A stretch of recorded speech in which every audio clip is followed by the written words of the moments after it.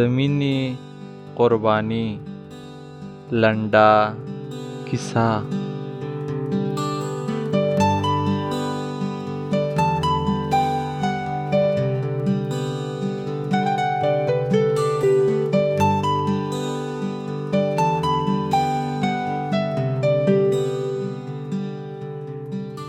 حامد چې د پوهنتون د دورې ټولګیوال مې و، ډېر چالاکه، ښکلې او جذابه نوراني څهره، نسبتاً مناسبه ونه، د تورو اوږدو ویښتو خاوند چې په پوهنتون کې څاری نه درلود. په ملګرتیا کې آن له خپله سره هم تیر و. د وخت په تېرېدو سره مو اشنایي، رفاقت او ملګرتیا آن تر دې زیاته شوه چې د خولې مړۍ مو شریکه شوه.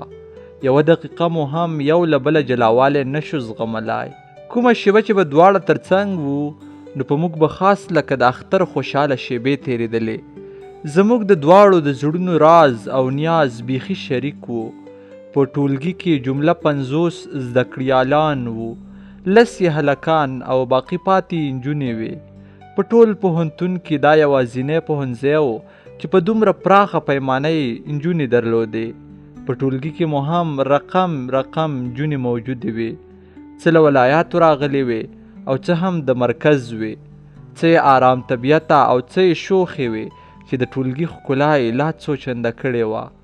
د جونو له جملې یوه یې ډېره شوخه، ټوکي، کمرباریکه، د جګ او دنګې ونې او هسکې غاړې څښتنه، شنې سترګې، ګلابي شونډې، دنګه پوزه، طلایي او اوږدو نرمو ویښتانو خاونده وه. نوم یې هم لکه د دې د شوخیو او ښکلاګانو په څېر هوسۍ وه. نور چې څومره تعریف او ستاینه یې وشي بیا به هم کمه وي. په لنډ ډول که ووایم او له مبالغې پرته خاص لکه ښاپیرۍ یا هوره وه چې زما په شمول د ټولو ټولګیوالو زړونه یې وړي وو او خوبونه یې تښتولي وو. یو څه مغروره وه، له خپلو ټولګیوالو پرته یې آن په چا سلام هم نه اچاوه. ورځې تېرېدلې. یو څه وخت وروسته د 2 ورځو لپاره ټولګي ته حاضره نه شوه. 2 ورځې داسې تېرې شوې لکه په یو ځای کې چې ماتم وي. هر لور ته خاموشي خپره وه. د درسونو هم هیڅ کومه مزه نه وه. ټول ټولګیوال پریشان وو. سریا چې د هوسۍ سره به تل تر تله یو ځای ګرځېدله او دواړو یو له بل سره دومره مینه لرله لکه زما او د حامد ترمنځ چې بې کچې مینه وه. زه هم د ټولګي نماینده وم. په اوله ورځ مې ورته د حاضرۍ خانې سپینې پرېښودې. 2مه ورځ مې بیا سهار لږ څه وختي مهال ټولګي ته راغلم چې وګورم هوسۍ نن راغلې که نه، چې ترې وپوښتم ولې غیر حاضره وې، خو بیا هم د پرون په څېر ناهیلی شوم. د سریا څنګ ته ولاړم. له هغې مې د هوسۍ په اړه وپوښتل، ولې هغه هم زما په شان ناخبره وه. پرته له اندېښنې ورته نور څه پاتې نه وو. له سریا څخه مې د هوسۍ د تلیفون شمیره واخیسته. د هر ځل اړیکې نیولو سره پرته له دې چې کومه شماره چې تاسې غواړئ ورسره اړیکه ټینګه کړئ د اوس مهال لپاره ګل او یا هم د ساحې څخه وتلې ده، مهرباني وکړئ وروسته اړیکه ټینګه کړئ. نور هیڅ په لاس نه راتله. نن ورځ بیا لکه د پرون په څېر له غمونو او اندېښنو ډکه تېره شوه. رخصت شو او موږ هم د لیلیې په لور ولاړو. د خپل ګران ملګري حامد رنګ ته چې مې کتل، د هغې په څهره کې هم خفګان او اندېښنه له ورایه ښکارېده. غوښتل مې چې د هوسۍ په اړه ترې وپوښتم، خو هغه وړاندې له ما څخه د هوسۍ په اړه پوښتنه وکړه. ما هم د خپلې بېوسۍ ځواب ورکړ. هره شیبه مې د هوسۍ په موبایل هڅه کوله، خو پرله پسې په دې ونه توانېدم چې اړیکه ټینګه شي. لږه شیبه وروسته د حامد وضعیت ګورم چې په خرابېدو شو. د علت پوښتنه مې ځینې وکړه، خو ځواب یې را نه کړ. زه نه وم خبر چې حامد هم له ما سرسخت په هوسۍ باندې مین دی. د حامد وضعیت بیخي خراب شو. په بیړه مې روغتون ته ورساوه. د ډاکټرانو د معاینه کولو وروسته معلومه شوه چې ډېره اندېښنه کوي. له هغې په خاطر یې وضعیت تر دې ځایه رسېدلی دی. ډاکټرانو د آرام درمل ورکړه. 15 ساعته وروسته بیداره شو. له بیدارېدو سره سم له وارې د هوسۍ اوازونه له خولې ووتل. هغه وخت پوه شوم چې حامد هم په هوسۍ مین شوی دی. ما هم له مجبورۍ اوښکې تویې کړې. همدغه شیبه مې موبایل په کړنګېدو شو. پرته له ځنډه مې د اوکې تڼۍ کېکاږله. د هلو سلام په اورېدلو سره سم له واره پوهه شوم چې سوریا ده. روغبړ مو سره وکړ او د هوسۍ په اړه یې ډاډ راکړ چې هوسۍ بیخي ښه ده. سم له وارې مې ګران ملګري حامد ته وویل هوسۍ بیخي ښه ده، سبا ته له خیره پوهنتون ته راځي. د دې خبرې په اورېدو حامد ژر راولاړ شو. په تندي ښکل کړم. ویې ویل رښتیا وایې؟ ما هم د سر په خوځولو د هو جواب ورکړ.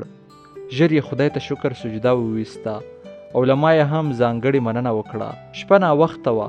دواړه د خپلو سملاستلو ځایونو ته ولاړو.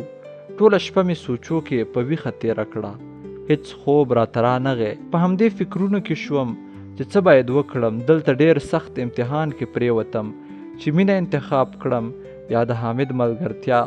خو له ډېرو سوچونو وروسته مې دا پرېکړه وکړه چې زه باید خپله مینه د حامد په دوستۍ کې قربان کړم او نور د هوسۍ د هېرولو هڅه وکړم. هو دا کار دومره آسان هم نه و. سهار شو. حامد چې نن ورځ یې د نورو ورځو په پرتله جلا وه چې له سخت انتظار وروسته نن د هوسۍ سره ګوري. پوهنتون ته د تګ لپاره یې د ځان په تیارولو شروع وکړه. خو زه بیا د نورو ورځو په خلاف نن مې په ځان هیڅ مصرف هم ونه کړ. په ساده لباس او په ساده سټایل ګډ وډ ویښتو کې د حامد سره یو ځای د پوهنتون پر لور روان شوم. قسمت ته ګوره چې هوسۍ هم د پوهنتون د دروازې په خوله کې له موږ سره یو ځای شوه. روغبړ مو سره وکړ. له دروازې دننه شو. هوسۍ زما په لورې وکتل او مسکی شوه. د ودرېدو غوښتنه یې وکړه. ما هم خپل قدمونه ودرول او د کانټین مخې ته سره ودرېدو. سم له وارې هوسۍ وپوښتل نن ورځ ولې داسې عجیب غریب سټایل کې پوهنتون ته راغلی یې؟ دریشي دې خیره نه وه نو ما ته به دې د پرېمینځلو لپاره راکړې وه. ما ورته وویل نه داسې کومه خبره نشته. غوښتل مې خبرې ژر ژر خلاصې کړم چې حامد هم نږدې منتظر ولاړو. هسې نه زړه کې کومه خبره رانشي. خو هوسۍ د پوښتنې ځواب کې پوښتنه لټوله او لا یې پوښتنې جاري وي. زموږ د خبرو اترو منځ کې سوریا هم راغله. روغبړ مو سره وکړ. خبرې مو سره قطع کړې او د ټولګي په لور مو حرکت وکړ. ټولګي ته دننه شو. ګورم چې ټول ټولګیوال مو د هوسۍ د احترام لپاره له خپلو ځایونو جګ شو او په ټولګي کې هغه د 2 ورځو خاموشي یو ځل بیا په خوښیو او خنداو بدله شوه. نور نو زما هم طاقت ونه شو. سترګې مې له اوښکو ډکې شوې. ژر مې ځان د لاس او مخ مینځلو ځای ته ورساوه. اوښکې مې پاکې کړې. څو لپې اوبه مې مخ ته وشیندلې. ژوره ساه مې واخیسته. اوږد اسویلی مې وویست او دوباره ټولګي ته داخل شوم. ګورم چې استاد هم راغلی دی. اجازه مې ترې واخیسته او په خپله څوکۍ کې کښېناستم. استاد درس ختم کړ. زما په لور یې وکتل. نماینده حاضري واخله. ما هم په نومونو پیل وکړ. څو نومونه مې واخیستل. څومره چې به هم د هوسۍ نامه ته نږدې کېدم په سترګو مې سیاهي یعنې توروالی راته. ژر مې له حامد څخه غوښتنه وکړه چې پاتې نور نومونه ته واخله. هغه هم په جګ آواز د نومونو په اخیستلو پیل وکړ. د هوسۍ د رامه اخیستلو سره لږ مسکی شو او ډېر په مینه یې د هوسۍ نوم واخیست. حاضري خلاصه شوه. حامد زما په لور مخ راواړاوه. د هوسۍ د 2 ورځو د حاضرۍ خانې مې تشې پرېښې وې. د هغې په اړه یې رازنې وپوښتل. ما هم ورته د حاضر نیولو لپاره د سر په خوځولو هو وویل. ولې هوسۍ زموږ په خبرو پوهه نه شوه. هوسۍ مې څنګ ته راغله او د حاضرۍ د لیدلو غوښتنه یې وکړه. ما هم حاضري ور وړاندې کړه. ګوري چې حاضره ده. د مننې کلمې یې له خولې ووتې. ما هم د سر په ښورولو ځواب ورکړ. د رخصتېدو وخت نږدې شو. خدای پاماني مو سره وکړه او سره جلا شو. سوریا ورته د تېرو ورځو د جریان پوره کیسه کړې وه چې نماینده درته ډېر اندېښمن و. شمارې دې هم کار نه کاوه. وخت د مازدیګر اخرنۍ شیبې وې. لمر هم نور له غرو د سرونو په ډوبېدو و او د هوسۍ یادونه مې لکه د چاړه په زړه راخښ شول. حامد چې ډېر یو هوښیار او بانزاکته انسان و د سوریا له خولې زما خبرې اخیستې وې. د شپې مهال مې څنګ ته راغی. راسره د هوسۍ په اړه ټوکې ټکالې شروع کړې. زما د خوشحالولو لپاره یې کوښښ کاوه. هر رنګه هڅه یې وکړه خو ما به ژر خبره بدله کړه. هغه چې هوښیارۍ کې له ما څو چنده زیات و ځان یې کم نه راوسته او خپله مینه یې زما د دوستۍ لپاره قربان کړه. او ماته یې د هوسۍ د مینې مبارکي راکړه. مبارک شه هوسۍ نوره ستا ده. شپه هم سبا شوه، سهار مهال ټولګي ته ولاړو. نن ورځ ډېر خوښ وم، زما لپاره ډېره ځانګړې ورځ وه. حامد هماغه ګوتمه چې د هوسۍ لپاره یې له ځانه سره ساتلې وه ما ته راکړه. ټولګي ته دننه شوم، ګورم چې په میز یو غټ کیک په ګلانو کې پوښلی پروت دی. ډېر متعجب شوم. لومړی ساعت تیر شو، دوهم ساعت د عملي کار و. نو ټول ټولګیوال مو د عملي کار لپاره له ټولګي په وتو شول. هوسۍ زما په لور یې د سترګو اشاره وکړه. په اشاره کې پوه شوم چې هوسۍ وویل ته د باندې مه ځه. ټول ټولګیوال مو د باندې ولاړل. هوسۍ هم ژر پاڅېده او دروازه یې قلف کړه. په اطاق کې پرته له ما او هوسۍ نور څوک پاتې نه شو. ډېر وارخطا شوم، بدن مې په لړزېدو شو. شنه خوله را باندې را ماته شوه، لکه د یوې معصومې مرغۍ په څېر، لکه د ښکاري په دام کې چې راګیره شوي وي او ځان یې په وزرونو کې پټ کړی وي. په چوکۍ ناست وم.